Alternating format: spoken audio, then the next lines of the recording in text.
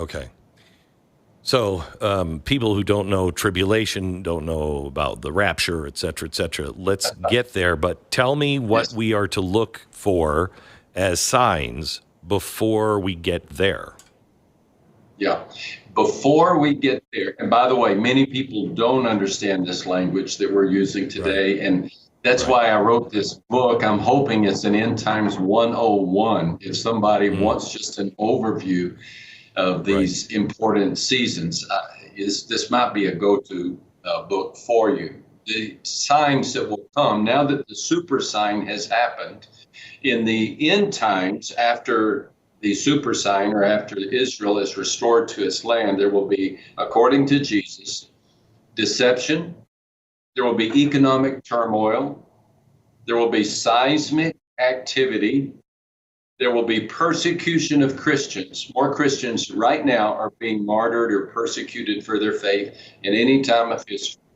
There will be complete political conflict. There will be famines, pestilences, pandemics, ethnic conflicts, false prophets, fearful signs, wars and rumors of wars. Now, that's a collection of the teachings of Jesus in what's called the Olivet Discourse, or the sermon he gave right before his crucifixion, Matthew 24, Mark 13, and Luke 21.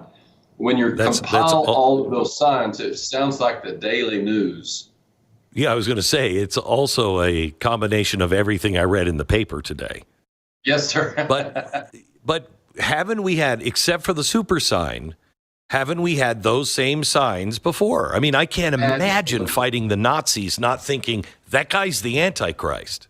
Absolutely. And I think that is a very, very valid point. We have seen these signs since Jesus first gave the sermon. That's why to go back to the super sign makes us say, okay, so we have truly entered into a season of turbulence. Now, Jesus did say that in the end times, all these signs are the beginning of labor pains. I've never had a labor pain, but I've watched my wife. I've watched them. When labor pains come with increasing intensity and frequency. And so according to this prophecy, beginning in May 1948, we should see increasing frequency and intensity of these signs as we get closer and closer to the end. I do not know the day, I do not know the hour, but I do think all of these signs are increasing in intensity and frequency. We've never seen Israel surrounded and threatened in such a fashion like this as a nation. It's unlike anything we've ever seen. And I know people will want to dismiss it, but I'm thinking we've got to be very careful and pay close attention to what's happening. Yeah, we've also, we haven't seen this kind of evil. When the darkness is so strong, when the shadows are so strong, it's only because the light is getting brighter. Yes, sir. It's very, very dark what's going on in humanity, and it's really old pagan rituals from the Bible. The sacrifice of our children. I mean, it's bad. Absolutely. It's bad. And the questions we're wrestling with, Glenn, I mean, our children are wrestling with gender issues that I never even crossed my mind.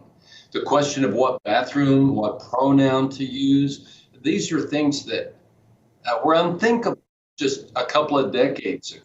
And it's almost like the speed of immorality is increasing. And the consequence of this is devastating. Did you know that 22% of teenagers in 2021 literally considered orchestrating their own departures, committing suicide? 22%. That's, if you see 10 teenagers, that means 2 out of 10 gave serious thought to just, cashing out. These are tragic times in which we live. And I cannot help but think that a large reason is that people don't know what's about to happen. They feel like all of life is what's on a YouTube or what's on their social media page, as opposed to the great and exciting future that God has in store for everybody who would call out to him. I think Satan has been trying to win for a very long time, and every time he thinks he's going to win, he's thwarted it, but it always starts with the killing of the Jews.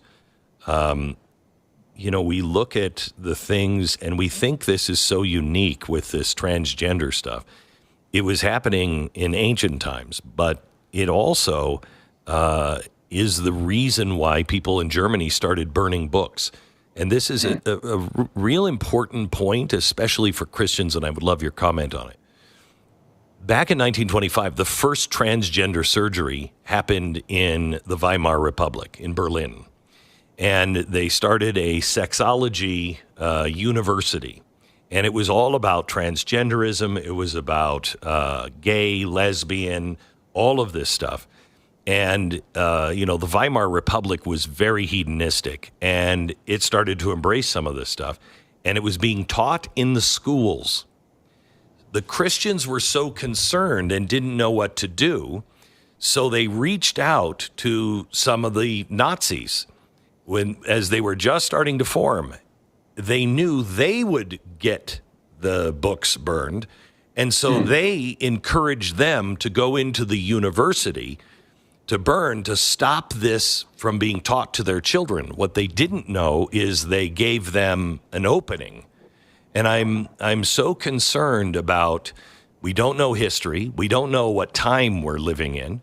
And I'm very concerned that Christians may not follow Christ in these times. They will want to swing back. They will want to fight. And I'm not sure the Lord, if these are indeed the times, we only elongate because it's innocent blood that has to be shed. Correct? Yes, sir. Does that make sense to you?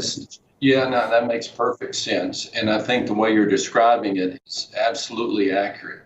The transgender question is one that goes right at the core of whether we trust a good God in the way that he made us. Did God know what he was doing when he gave us the gender that he gave us? And if I, at my heart, at my core, say, well, no, he didn't, then everything's up for grabs. But if I say, I believe in a good God, and the narrative, the worldview I have of life says that in the beginning, God created the heavens and the earth, and he made them male and female, then I'm going to trust him. I'm going to trust him, and I'm going to acknowledge that what he did was right. So we're getting right at the core of whether we believe that there is a good God, a sovereign God, or not. And the consequence is the narrative that we have about ourselves.